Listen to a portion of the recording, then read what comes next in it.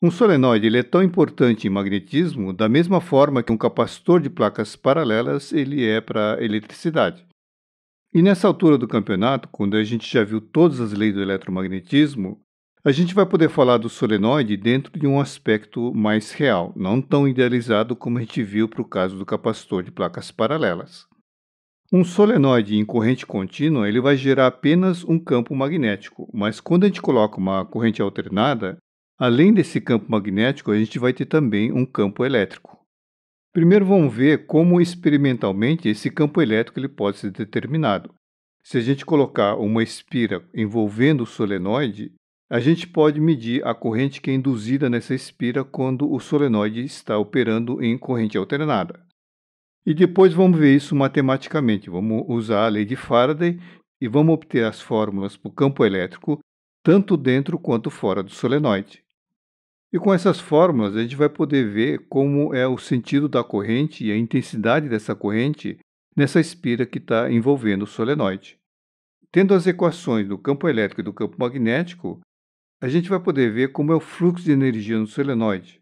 E para isso, basta a gente ver como é o vetor de Point, e isso a gente vai fazer num plano central no solenoide, ali no meio do solenoide. E para finalizar, vamos fazer um exemplo numérico, calculando qual é a corrente induzida numa espira que envolve o solenoide e sendo esse solenoide alimentado por uma corrente alternada senoidal. Vamos lá.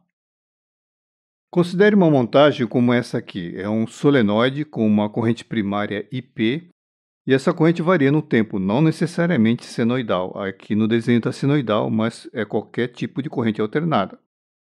E em torno desse solenoide a gente tem então uma espira e nessa espira a gente vai ter então uma corrente induzida, uma corrente secundária, IS. A gente viu até agora uma série de equações de elementos idealizados, tanto para o capacitor de placas paralelas como para o solenoide, que a gente considerou como solenoide infinito. A fórmula do solenoide infinito, ela se aplica bem para o solenoide real, desde que o enrolamento ele seja feito com fios muito finos, de modo que as espiras helicoidais elas possam ser consideradas circulares, ou seja, elas saem de um ponto, dão uma volta e retornam o mais próximo possível do ponto de saída. Se o fio for grosso, isso não vai acontecer. Então, com fio fino, as espiras que são helicoidais, elas podem ser consideradas como espiras circulares. Agora, em termos de medição, experimentalmente é mais fácil medir tensão. A gente mede com osciloscópio. Mas num caso como esse, a gente pode medir a corrente. Isso é feito usando a bobina de Rogowski, que é um enrolamento toroidal, e a corrente que a gente quer medir, a gente faz ele passar pelo centro do toroide. Essencialmente, a gente tem um transformador. Esse fio passando pelo centro do toroide é o primário, e essa bobina toroidal é o secundário. Esse secundário, ele geralmente está acoplado com um circuito integrador e dessa forma a tensão da sua saída vai ser proporcional à corrente que passa pelo centro do toroide. Esse instrumento existe comercialmente, ele é chamado de alicate amperímetro ou amperímetro alicate e ele é restrito para operar em frequências aí da rede de 50 a 60 Hz. Agora, para medir sinais mais rápidos e em frequência mais elevada, existe o que se chama monitores de corrente. Com ele a gente pode medir correntes com tempo de subida muito curtos, aí da ordem de nanosegundos, e para isso basta passar o fio com essa corrente através do centro do toroide. Em suma, a gente consegue medir a corrente num fio ou num circuito sem perturbar esse circuito de modo significativo usando essas bobinas de Rogowski. Então, se a gente fizer uma montagem como essa aqui, uma espira em torno de um solenoide e o solenoide com uma corrente alternada IP, eu vou ter nessa espira uma corrente induzida e fazendo ela passar por dentro da bobina de Rogowski. E essa bobina estando ligada a um osciloscópio, eu vou ter uma medição da tensão e estando a bobina calibrada, eu converto essa tensão em valores de corrente, em amperes. Agora, essa corrente no secundário é uma movimentação de cargas, na realidade é uma movimentação de elétrons. E para movimentar elas, a gente precisa ter um campo elétrico e, portanto, a gente tem um campo elétrico dentro desse material da espira. A gente não está falando de um campo elétrico atômico, isso sempre existe no material, mas é de um campo elétrico macroscópico que vai permear todo o meio do material. Agora, pela lei de Ohm, o campo elétrico tem a mesma orientação que a corrente. Basta imaginar que é uma movimentação de cargas positivas. Portanto, se a gente tiver uma corrente no sentido anti-horário, a gente vai ter também um campo elétrico nesse mesmo sentido, nesse sentido anti-horário. Aqui nesse arranjo, o eixo do solenoide ele está sobre o eixo Z do sistema de coordenadas cilíndricas. Estando essa espira coaxial a esse solenoide, a corrente e o campo elétrico vão estar ao longo de θ, os dois vão ser azimutais. E a gente pode então calcular qual é a tensão gerada por esse campo elétrico. E para isso basta calcular a integral de linha desse campo através de um contorno que passe por dentro do fio. E isso vai dar a intensidade do campo elétrico multiplicado pelo comprimento da espira, que é 2πb, sendo esse b o raio da espira. Agora, essa tensão, que é a força eletromotriz, está relacionada com a corrente através da conhecida lei de Ohm macroscópica, sendo esse R a resistência da espira. Portanto, a gente pode determinar a intensidade do campo elétrico, que vai ficar desse jeito aqui, IS vezes R dividido por 2πb. Então, se a gente usar diversos anéis e repetindo o procedimento, a gente vai obter um gráfico para o campo elétrico em função do raio, como esse aqui. O campo elétrico ele vai aumentar linearmente com o raio no interior do solenoide e fora dele esse campo vai diminuir com o inverso do raio. Uma outra coisa que a gente pode verificar experimentalmente é que nessa região no meio do solenoide, o campo elétrico é puramente azimutal, ele não tem componente radial nem axial. Agora, esse campo elétrico ele pode também ser determinado teoricamente usando a lei de Faraday e também as equações de casos idealizados, que foram vistos em outros vídeos. Vamos ver como a gente pode fazer isso. Vamos fazer então o cálculo daquilo que nós vimos experimentalmente. Aqui tem o desenho do solenoide com a espira e com seu eixo coincidente com o eixo do solenoide. A gente conhece a fórmula do campo H do solenoide infinito e, tendo o campo H, a gente tem o campo B. Então, primeiro vamos ver como é a intensidade do campo elétrico, que a gente sabe que ele é puramente azimutal. E para isso a gente vai usar a lei de Faraday, que é essa aqui. A fórmula do solenoide ideal, o solenoide infinito, ela pode ser usada no solenoide real desde que os fios sejam bem finos. Sendo ainda o solenoide comprido, ou seja, o seu comprimento bem maior que o seu diâmetro, a gente vai ter ali na região central, mas no interior do solenoide, um campo magnético bem uniforme. E o campo magnético externo, idealmente ele é nulo, mas na realidade ele não é. Mas é um campo com uma intensidade tão insignificante em relação ao campo no interior que a gente pode considerar como zero. E a gente tem assim a fórmula para o campo H e consequente para o campo B. O meio onde esses campos se encontram é o ambiente, portanto é o ar que não tem propriedades magnéticas e a gente trata tudo como se fosse no vácuo. E esse Nzinho é a densidade de espiras, quantas espiras eu tenho por unidade de comprimento. Veja que essa equação do campo H ela foi deduzida anteriormente para corrente contínua, e nesse caso a densidade de corrente ela é uniforme ao longo da seção do fio. Então a gente pode usar essa fórmula para corrente alternada desde que a frequência do sinal, ou seja, a frequência da corrente, ela não seja muito alta, pois em baixa frequência a distribuição da densidade de corrente em toda a seção do fio ela é quase que uniforme. Dessa forma, esse campo H, B ou IP, todos eles dependem do tempo, e aqui a gente vai estar então restrito ao caso em baixa frequência. Agora, em alta frequência é um outro tratamento. Vamos determinar primeiro o campo elétrico num ponto no interior do solenoide. Aqui eu tenho um desenho em corte ali no meio do solenoide. A gente vai estar usando o sistema de coordenadas cilíndricas com o eixo Z saindo da página e coincidente com o eixo do solenoide. Pela orientação da corrente na figura, o campo B ele vai sair da página, então ele fica sendo dado por essa fórmula aqui, μ0 NIP ao longo de EZ.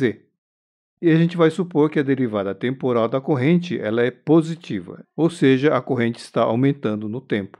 Como o campo elétrico é azimutal e deve ter a mesma intensidade em pontos equidistantes ao eixo, o contorno adequado é uma circunferência e a gente tem que escolher um sentido. Vamos pegar um sentido anti-horário e vamos escolher também o campo elétrico no sentido anti-horário. Sendo o campo elétrico e o contorno gama no mesmo sentido, a integral de linha vai dar positiva.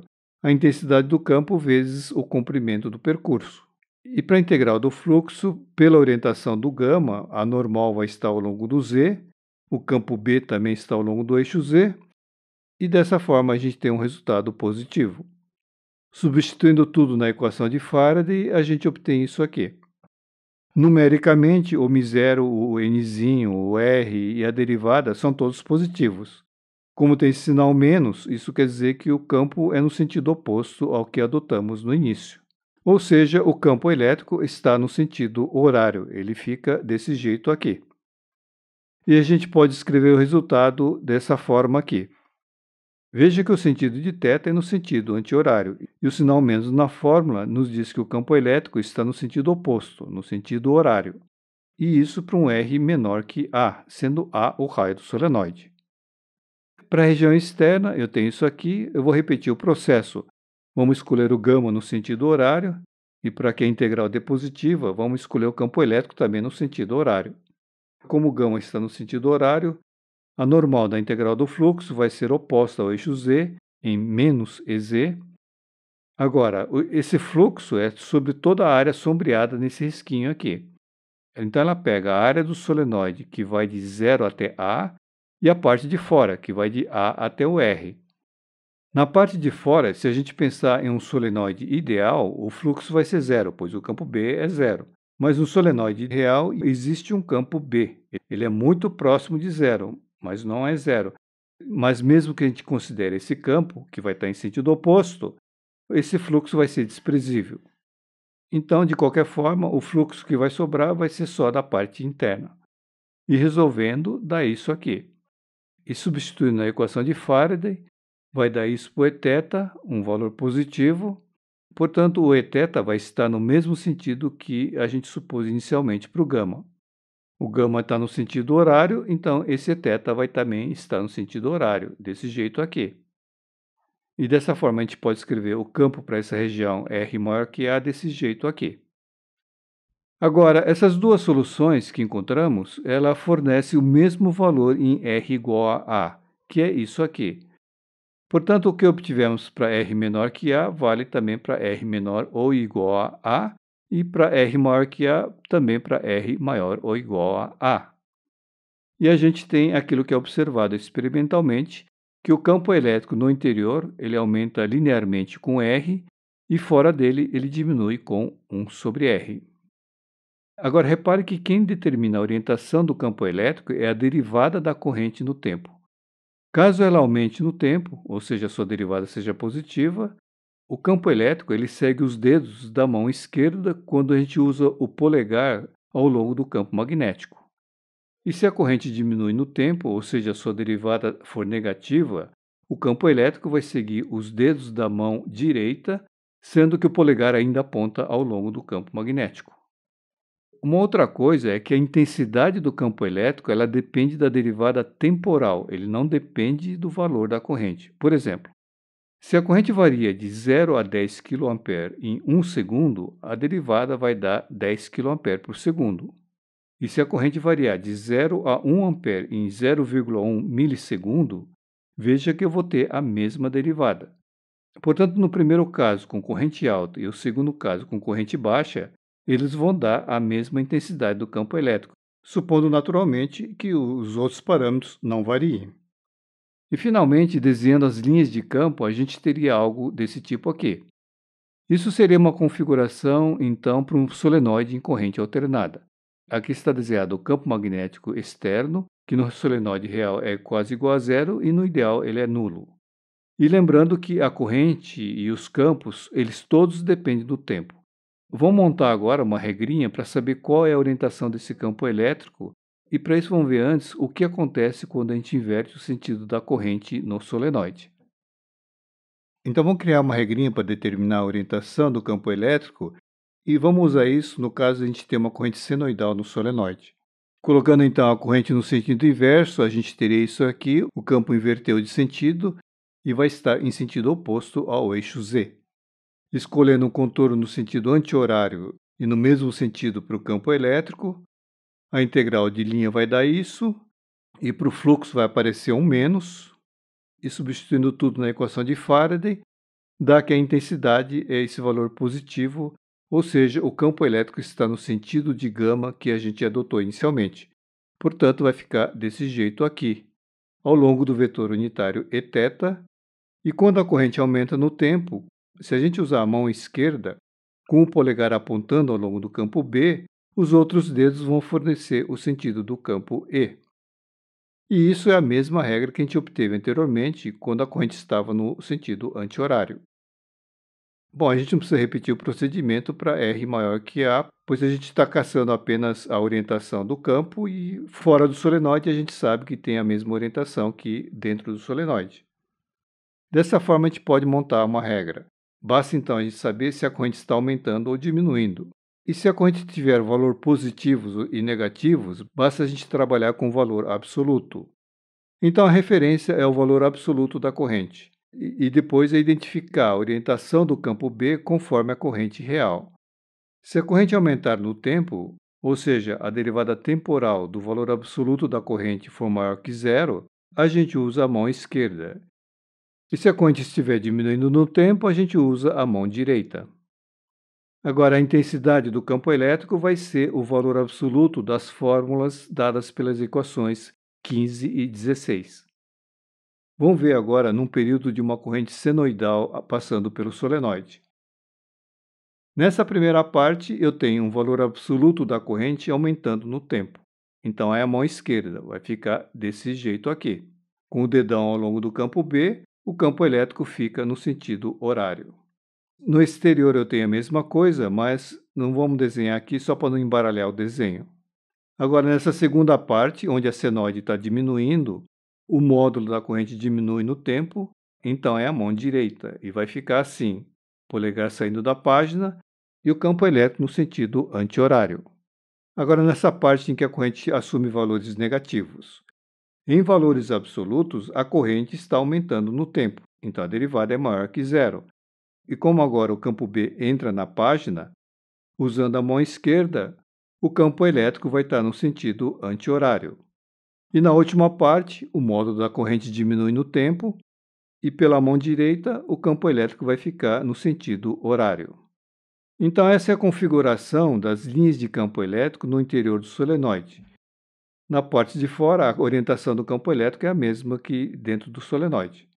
A gente pode ver agora qual é a orientação em que a energia flui nesse plano do solenoide, uma vez que o sentido do fluxo de energia é dado pelo vetor de Poynting, que é o E vetor B sobre μ0. Aqui de novo o sinal da corrente no solenoide. Nesse primeiro quarto de período, o campo B ele sai da página dentro do solenoide e fora dele ele entra na página. O campo elétrico é no sentido horário. Fazendo o produto vetorial de E vetor B, na parte de dentro ele vai apontar em direção ao eixo. E na parte de fora, fazendo o produto vetorial, ele vai apontar para longe do solenoide.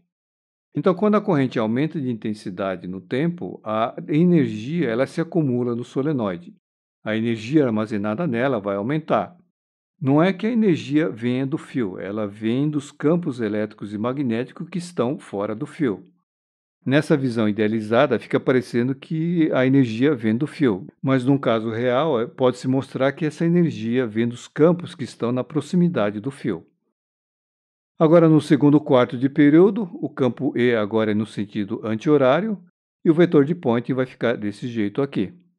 Então, com a corrente diminuindo no tempo, a energia agora vai estar saindo do solenoide. Agora, no terceiro quarto de período, onde o módulo da corrente aumenta no tempo, a gente vai ter que o vetor de Poynting vai apontar em direção ao eixo, ou seja, a energia está sendo acumulada no solenoide. E no último quarto de período, onde a corrente em módulo ela diminui de intensidade, o vetor de Poynting agora no interior do solenoide agora aponta para fora do volume, ou seja, a energia está saindo do solenoide. Veja que tudo isso está de acordo com o que se sabe sobre a energia no solenoide, que a sua energia é proporcional à corrente ao quadrado. Então, quando a corrente ela aumenta no tempo, a energia flui para dentro do solenoide, e quando a corrente diminui, a energia está fluindo para fora do solenoide. E esse fluxo de energia é sempre através dos campos E e B, e não através da corrente no fio. Então, num solenoide com corrente alternada, vai existir um campo elétrico na proximidade do solenoide, um campo elétrico que é azimutal. Agora, se a gente pegar uma espira metálica, uma espira circular, e colocar ela coaxial a esse solenoide, esse campo elétrico ele vai permear o meio do condutor e vai dar origem a uma corrente, que é a corrente induzida. Como a gente tem a orientação desse campo elétrico, a gente vai ter a orientação da corrente induzida e vamos agora determinar a intensidade dessa corrente induzida. A gente vai estar usando uma espira feita com um fio bem fino, pois daí o campo elétrico ela não vai variar muito ao longo da seção do fio. E essa espira vai ter uma resistência R. A força eletromotriz ao longo de um percurso seguindo o interior da espira, e no mesmo sentido que o campo elétrico, vai dar isso aqui, é θ vezes 2πb. A espira tem uma resistência R, e desprezando a curvatura, a gente pode calcular qual o valor dessa resistência usando a fórmula do fio retilíneo. Assim, a resistência vai ser essa aqui. A corrente induzida é a tensão dividida pela resistência. E vai dar então a área da seção transversal do fio multiplicado pela intensidade do campo elétrico, tudo isso dividido pela resistividade do material. A gente tem a fórmula do campo elétrico e com isso a gente obtém a fórmula da corrente induzida, tanto para uma espira que esteja dentro do solenoide quanto fora do solenoide. E essas correntes dependem da derivada da corrente em relação ao tempo. Então, graficamente, a gente vai ter o seguinte cenário. Se a corrente aumentar no tempo, o campo elétrico ele é oposto a θ, e a gente vai ter isso aqui. Esse sentido da corrente é o mesmo sentido da corrente dada pela lei de Lenz. Com a corrente aumentando no tempo, o fluxo da espira tende a aumentar, e assim surge uma corrente induzida no sentido horário, opondo a essa variação. Agora, se a corrente diminui no tempo, o campo elétrico é ao longo de θ, portanto, a corrente induzida ao longo de θ, e a gente vai ter isso aqui. E vendo pela lei de Lenz, o fluxo agora na espira ela tende a diminuir no tempo, e a corrente induzida agora é no sentido anti-horário, fazendo com que o fluxo aumente, de modo a compensar essa perda de fluxo. Então veja que a lei de Lenz ela fornece apenas o sentido da corrente induzida. A lei de Faraday, por outro lado, ela fornece os dois, o sentido da corrente e a intensidade dessa corrente. Agora, mais um lembrete aqui, todas as correntes e campos aqui, eles dependem do tempo. A rigor, a gente deveria escrever I de T, B de T, E de T, mas para simplificar a notação, em muitas coisas aí foi dispensado o T para simplificar. Agora, tem mais uma coisa. Com a corrente induzida, a gente vai ter uma força magnética.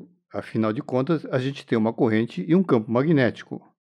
Então, fazendo o produto vetorial de dl vetor B, a gente vai ter que quando a corrente aumenta no tempo, a espira ela tende a ser comprimida radialmente.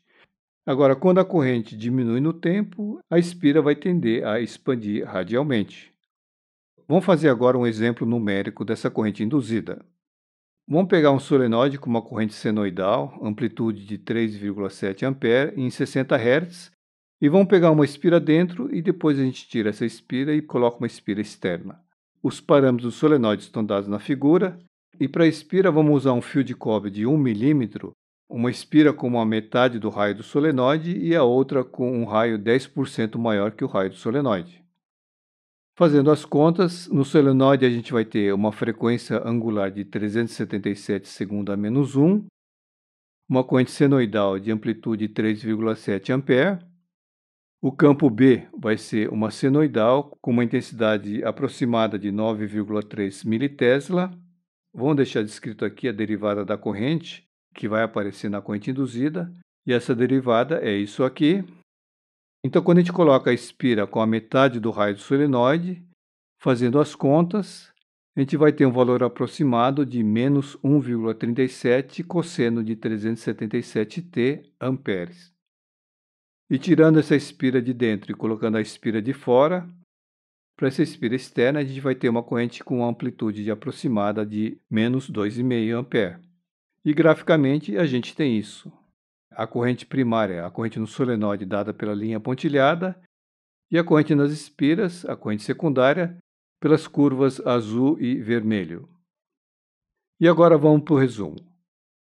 Determinamos o campo elétrico E num solenoide na sua região central.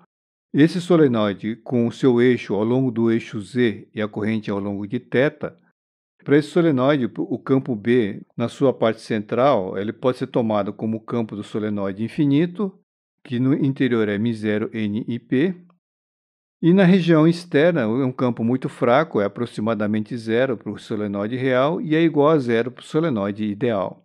O campo elétrico ele é azimutal e tem uma dependência linear com R no interior do solenoide e fora ela diminui com 1 sobre R, sempre dependendo da derivada temporal da corrente e não da intensidade da corrente. É um campo elétrico associado à variação temporal da corrente, portanto, ele é de natureza diferente do campo elétrico que é gerado por cargas. E a gente viu também que o fluxo de energia eletromagnética no interior do solenoide, ele aumenta quando a corrente aumenta no tempo, e essa energia flui para fora do solenoide quando a corrente diminui no tempo. E é isso aí.